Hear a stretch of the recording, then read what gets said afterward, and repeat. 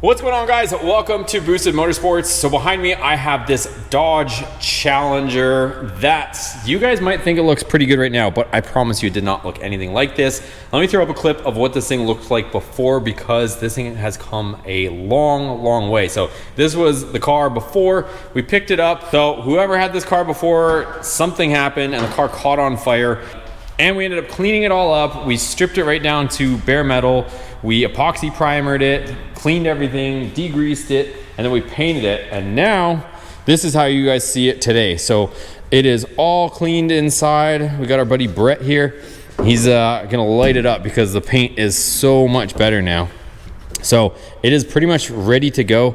So it's all painted in here. We've replaced all the interior, new windshield, painted some of the roof. We still have some polishing to do, but it's all ready to go for the power plant, which is right here. If you guys have been following along with our build, we ended up doing a fully built engine, you guys. So this has a bunch of goodies from MMX. It's got their max effort cam. We've got MMX CNC ported heads. We also have Molly pistons. We've got Molnar rods in here. So everything has been gone through. It also has race bearings, ARP main studs, ARP head studs. All the hardware has been upgraded. So this thing's gonna take a bunch of boost. Also, our boys over at FAS Motorsport, they're putting a billet bearing plate on our 2.4 blower, and they are porting our snout. And then we're ultimately gonna be putting a larger blower on here, but this thing is already gonna be making well north of 1,000 horse right off the get-go. Also, we've got our exhaust over there. So I know a bunch of people do this different ways where they'll end up putting everything in from the bottom, but in order to put it in from the bottom, we'd either have to completely put the K-member on the ground, which I really don't wanna do. I don't wanna be laying on the ground since we've got this huge lift behind us. But even though it's gonna be more work, we're gonna put it in from the top, and then I'm gonna put the headers in afterwards. I really wanted to put the headers on and mount everything from the bottom, because it would save us trying to get our hands in here to put the headers on, but it is what it is. I think this is gonna be the cleaner way, especially me and Brett were agreeing. After spending so much time in the engine bay, I really don't wanna be bouncing off the walls in here. It's too nice now, since most of this is usually primer in here, and it's just painted, clear coated, and it looks too good to be scratching it all up right now. So what we're gonna do right now, the front clip is just barely hanging on. I just have a few fasteners on it. We're gonna pull the front bumper, pull the headlights. Also, our radiator support's only held in by a couple bolts, and that's gonna give us full access to come in through the front here. So we're gonna go in, we're gonna put the engine in here, we're gonna get it hanging, and we'll see how far we get today. All right, guys, so here it is. So engine is on the hoist. So we're gonna go ahead. We got the front end off. I don't know if we showed that, but it wasn't that exciting, but front end is off. We got our engine mounts here because they are so close. Last time when we yanked this thing, when this thing was all burnt looking, when we yanked this, these were so close to the side here, so we didn't want to scrape that. So anyways, that's ready to go. We're gonna wheel it in here, and then we can get our 4 bolts on each side and get this thing mounted.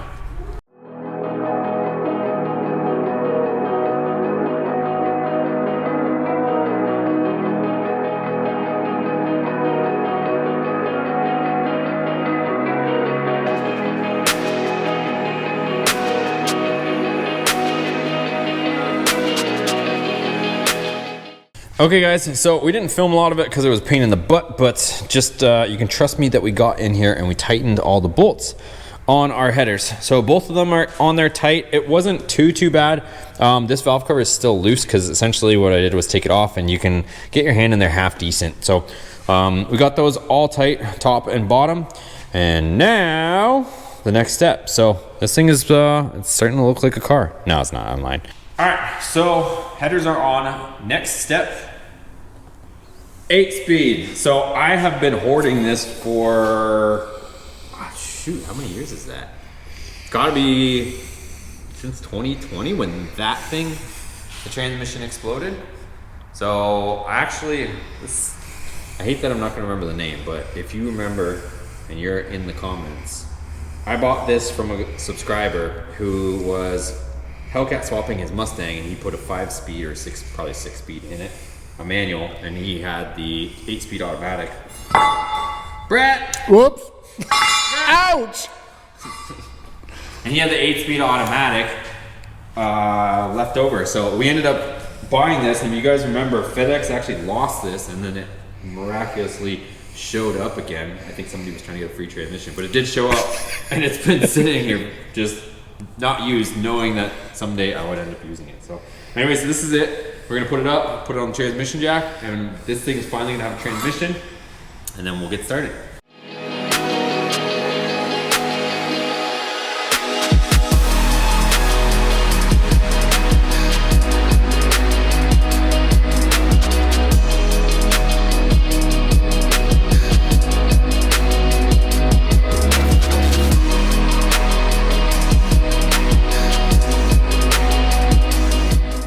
Well, if you're expecting a big, long, drawn-out transmission install, you're going to be disappointed because that took 2 seconds. So me and Brett are just getting ready to put our transmission mount in here. All new, of course, or new used. We're not using any of the old stuff. So new transmission, you know, brackets, new mount for the transmission. Obviously, we did the engine mount, so all this stuff is freshened up. Even the original block isn't. The only thing right now that's original to this drivetrain is the heads and the crankshaft, which is kind of crazy. Everything else has been replaced.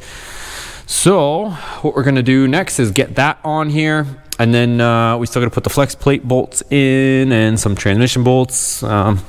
Perhaps maybe throw the starter on there, and yeah, just get things kind of underway, and then I can start getting to all the wires and lines and all the hoses and everything else that we need to get this thing running. All right, you guys, so transmission is in, and I got all of our bell housing bolts all tight. Our torque converter is torqued down to our flex plates, and yeah, lots of stuff going on here. We ended up mounting our AC compressor and our cooler lines for our transmission, so those are all ready to go as well. Not going to put on the alternator just yet because I want to get to these oil lines. Speaking of which, as you guys know and have hopefully been following along with the build, this car did sustain a fire, although you would never notice it now because this thing is like better than new and has more go man go orange paint and more clear than it ever did from the factory. So what I'm going to do now is we do have two coolers that need to be mounted.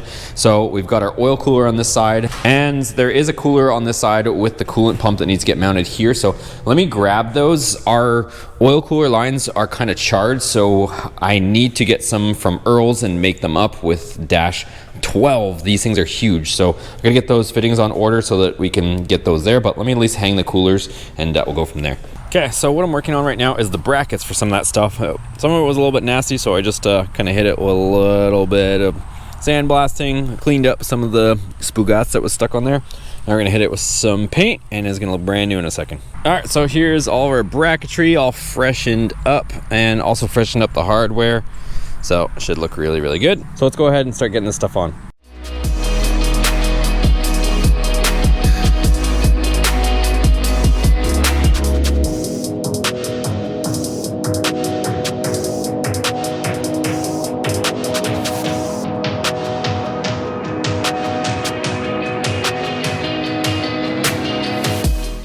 All right, guys, so still working away, and it's almost like words cannot describe how many little tiny things I'm like running around like a monkey trying to find, like little pieces, little screws, bolts, push pins, clips, all kinds of little stuff. So here's where I'm at right now.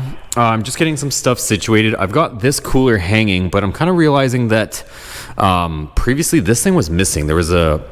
It's kind of like a shroud that goes around this and comes to the front, and I am like 99.9% sure that this car didn't even have it when we received it. This one over here, I do have the shroud. It's in the trunk, so I'm gonna have to bring it down to get that, but I am gonna be replacing these lines because, like I've mentioned I think before, these ones are roasted, so we're gonna go with the Earl stuff, switch that out. And then I was trying to figure out like where the push pins were for these, so I found a couple push pins, but I think I have one of these. I seem to remember I picked one up. This one's not terrible, but kind of got a little bit of battle wounds here. So there's that. And then as far as other stuff, I went ahead and I installed our emergency neutral. I don't know what the official name is. Essentially, if you need to put the transmission in neutral, you can override it and put it mechanically into neutral. So that's that. I got to put it through the firewall, but I at least got it in here. And the brackets there. I got our transmission cooler lines in place, as you can see, running through here and up to there. A few other things. Got my alternator ready to go. Found this front lower belly pan, and also went ahead and dug out that thing. That I don't know what the official name is for that thing, but another piece of plastic. We've got our strut tower bar there, Here is our painted bracket for our supercharger cooler. So I'm gonna let this kind of dry overnight a little bit better before we kind of bolt it to the chassis. Otherwise the paint's probably gonna transfer. Also cleaned up the bolts. And then if that wasn't enough, over here, I've got our AC condenser, our supercharger cooler, and our radiator. So this is all used stuff that I picked up. Actually, some of it's pre-existing. So actually I picked up the radiator, but this is the original supercharger cooler right here. So that's that. And then if I go over here, I'll show you guys what I'm working on now. So over here, I've got these heat shields. So I'm gonna go ahead and wash them, degrease them, just because that's kind of how I am. So that's that there. Then I got a few more bolts over here that I'm cleaning up. So like I said, I'm just running around like crazy. That's the pallet from our Ranger tire changing machine. So anyways, let me clean these up and degrease them. That way we can put them on the underside of the car. It's just one less thing that I need to do. Okay, so clean them off, a little bit of purple power. Let's get them on the car.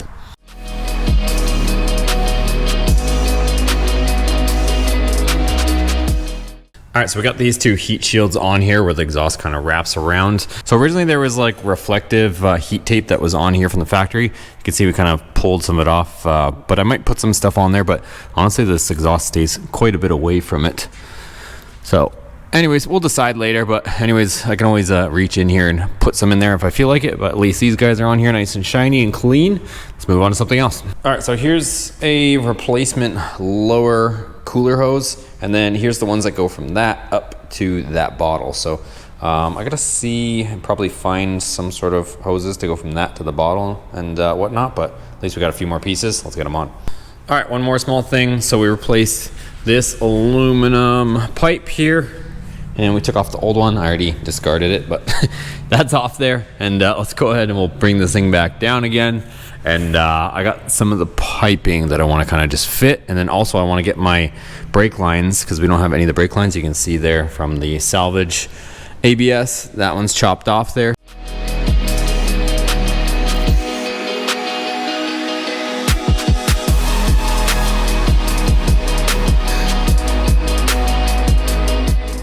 Okay, so we got our brake lines roughed in. I gotta go down here and mount them on the other side of the frame rail there, but that's in. I also put in our two heater hoses there, and then I'm gonna go ahead and just hang our bracket. I'm not gonna like tighten it down just yet, but at least so I can kind of get things situated. So that bracket over there that we painted goes there, and then we can put that hard line that goes through here and kind of get that, just like I said, roughed in for now.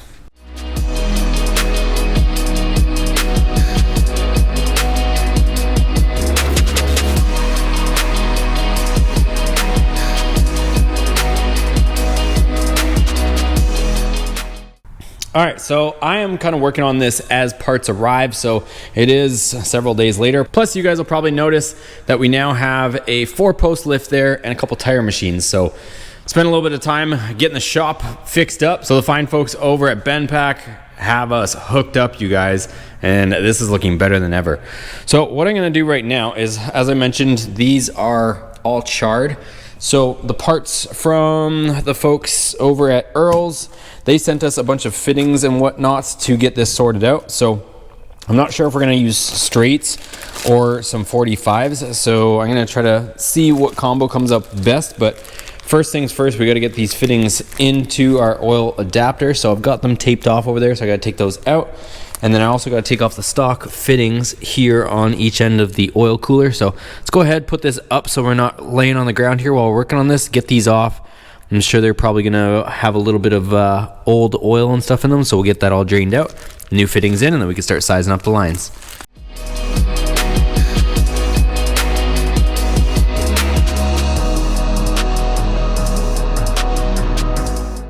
All right, so the old crusty lines are both removed. So now I'm gonna take out these two fittings here, and we can screw in our dash 12 AN to our ORB fitting, and that'll give us the fittings we need here.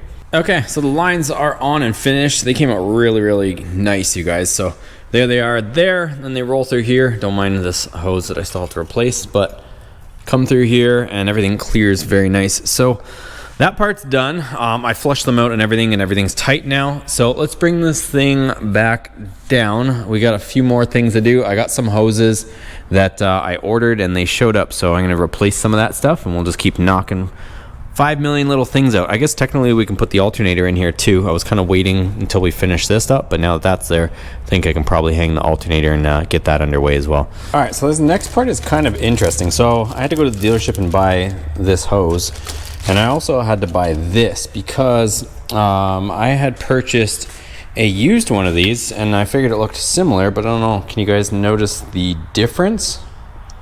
So if I put this one right up along there, you'll notice that this front pipe goes straight down and this back one finishes there, whereas this front pipe wraps around and the back one goes down. So on the red eye, which is that version, the coolant actually runs backwards through the front intercooler versus your standard Hellcat one, it runs the opposite direction. So I found that kind of interesting. I'm not too sure why that difference is, but that is the case. So I'm gonna go ahead, pop this one off. I might at some point try running a different setup, like an inner chiller and stuff like that. So if I manage to come across some of the inner chiller stuff at a reasonable price from a wreck or whatnot, then I might end up doing it, or I might put an aftermarket inner chiller, which apparently is actually better than the factory one because the factory one's tiny, but I don't know. We'll see what happens there. But I'm going to pop this guy off and then put this one that I just got from the dealership on here so that we can at least get going on this. All right, guys. So I ended up doing a few little things, buttoning some stuff up, but I have to get the wiring harness on here, and I want to get a video out for you guys, but I have to get the wiring harness on here before I can put my coil packs in because there's like next to no room over here. So I want to put the wiring harness down in there before I put the coil packs in there so that I can get to the plugs. And in order to get the wire harness on here, there's a couple, because I got a used engine wiring harness because mine was obviously obliterated. I have to fix some of the connections on it, so I'm going to spend a bit of time doing that before I put the wiring harness on this engine. The other thing too is we're getting close, but I did mention something about the blower, so I'm going to show you guys a couple things. But check out these cabinets. I threw these cabinets up here. It looks so good. It's been a while since I got a video up for you guys. I don't know if you guys can tell, but my voice is kind of weird because I came down with whatever flu is going around, so I've been struggling, but I want to get a video out for you guys. So even though I'm not as far as I would like to get on the project behind me, I have been tackling the shop, putting up the lift, the tire machines over there, and getting everything going while being kind of under the weather and still working on this. But check this thing. Look at this. I even got my handy dandy nose wipes right there. Look at this, you guys. This Granatelli 108 millimeter Hellcat throttle body just showed up. So this thing is huge. It looks so good. If I can get it out of the package here. Look at that thing. This thing is ginormous. So back to the supercharger. So you guys remember that we got this ported, and it's got a billet bearing plate. I don't know if you guys can see in there. It looks spicy in there. Also has this billet pulley where we can change out to different pulley sizes. But if you guys remember this blower,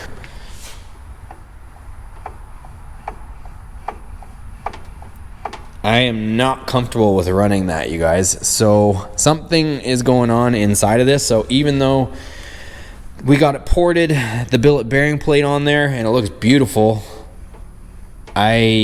something is going on in there. And if we try to spin this thing to the absolute moon, which is the intended plan, because we were going to spin that 2.4 as fast as it possibly will go, if something's smacking in there, just turning it by hand, then we're just asking for trouble, in my opinion. So that's kind of where I'm at with the blower, and obviously the blower is also our intake manifold. So I'm trying to figure out what to do, either try to find another supercharger or how to, I guess, resolve that situation.